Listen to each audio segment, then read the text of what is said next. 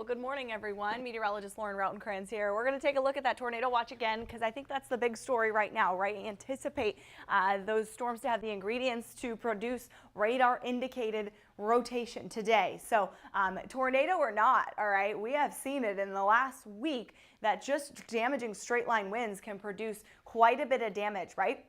And so what we're seeing this morning, no reports of official tornado warnings, but there have been some power outages, and I'll show you that in a bit. But really, a lot of the area is not included in this tornado watch. It's St. Johns, Putnam, and Flagler counties, and then areas in central Florida. There are active warnings right now. That's that warning in Volusia County as this cell pulls toward Ormond Beach, Daytona Beach. It's going to be offshore momentarily, but there's a lot of lightning in these cells, and there's some gusty winds even without that rotation.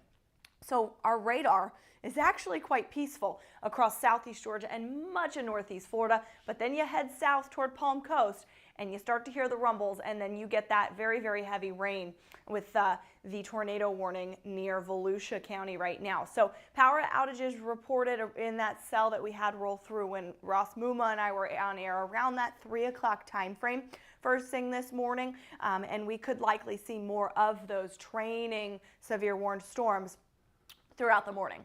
We look at that Storm Prediction Center map though, and I mean, it kind of helps paint the picture as to why we're not seeing that tornado watch for the rest of us. The worst of the weather going to continue to remain really focused across